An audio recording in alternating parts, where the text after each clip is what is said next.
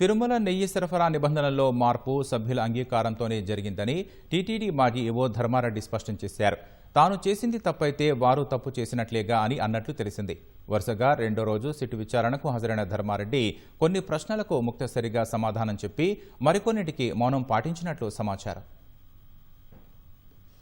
కల్తీ నెయ్యి సరఫరా కేసులో టీటీడీ మాజీ ఈవో ఏవీ ధర్మారెడ్డిని బుధవారం దాదాపు 7.5 గంటల పాటు సిట్ ప్రశ్నించింది.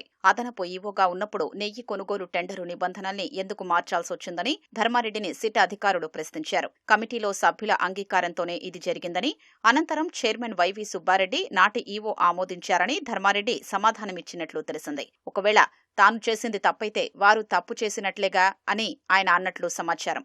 ఇందులో మీకు ముడుపులు ముట్టాయా అని ప్రశ్నించగా లేదని అడ్డంగా తలూపినట్లు తెలిసింది. అంత తక్కువ ధరకు నాణ్యమైన నెయ్యి రాదన్న విషయం అప్పటి చైర్మన్ వైవీ సుబ్బారెడ్డితో పాటు మీకు తెలియదా అని ప్రశ్నించగా నిబంధనల మేరకు L1గా వచ్చిన వారికి టెండర్లు అప్పగించినట్లు ధర్మారెడ్డి చెప్పారు. గతేడాది జనవరిలో నిర్వహించిన అయోధ్య రామాలయ ప్రారంభోత్సవానికి తిరుమల నుంచి 1,00,000 లడ్డూలు పంపారని, వాటికి మాత్రం ప్రత్యేకంగా నాణ్యమైన నెయ్యిని ఎందుకు కొనుగోలు చేశారని అధికారులు ప్రశ్నించారు. ఆ వ్యవహారం గురించి తనకు సమాచారం లేదని, అయోధ్యకు లడ్డూలు పంపించడం వరకు మాత్రమే గుర్తుందని ధర్మారెడ్డి చెప్పినట్లు తెలిసింది. లడ్డు కోసం తెస్తున్న నెయ్యి నాణ్యంగా లేదని పోటు కార్మికులు పలుమార్లు ఫిర్యాదు చేశారు కదా అని అడగ్గా వాస్తవమేనన్న ధర్మారెడ్డి హైకమాండ్ ఒత్తిళ్లతో స్వతంత్రంగా నిర్ణయం తీసుకోలేకపోయారని చెప్పినట్లు తెలిసింది. కల్తీ నెయ్యి వ్యవహారంలో వైవీ సుబ్బారెడ్డి ఏమైనా ఒత్తిడి చేశారా అనడగ్గా ఎలాంటి సమాధానమూ ఇవ్వలేదని సమాచారం. వైవీ సుబ్బారెడ్డి మాజీ పీఏ చిన్న అప్పన్న ఎప్పుడైనా మిమ్మల్ని సంప్రదించారా?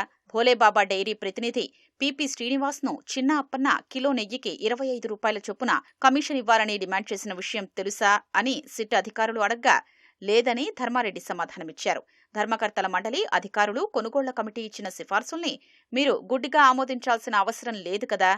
భక్తుల మనోభావాలు దృష్టిలో ఉంచుకుని వాటిపై చర్చించే అధికారం మీకుంది కదా అని సిట్ ప్రశ్నించగా ఇందులో మిగతా వారి పాత్ర ఎంతుందో తనదే అంతేనని ధర్మారెడ్డి బదులిచ్చినట్లు సమాచారం. భోజన విరామం తర్వాత భోలేబాబా డైరీ డైరెక్టర్లుగా ఉన్న పొమిల్ జైన్, విపిన్ జైన్లతో కలిపి ధర్మారెడ్డిని విచారించారని సమాచారం. విచారణ తర్వాత ఇంటికి వెళుతూ ధర్మారెడ్డి ఈటీవీ ప్రతినిధితో మాట్లాడారు. నెయ్యి కొనుగోలులో అవినీతి చెయ్యాల్సిన అవసరం లేదని, భోలేబాబా డైరీ L1గా రావడంతో కాంట్రాక్టు అప్పగించామని తెలిపారు. అప్రూవర్గా మారినట్లు జరుగుతున్న ప్రచారం అవాస్తవమన్నారు.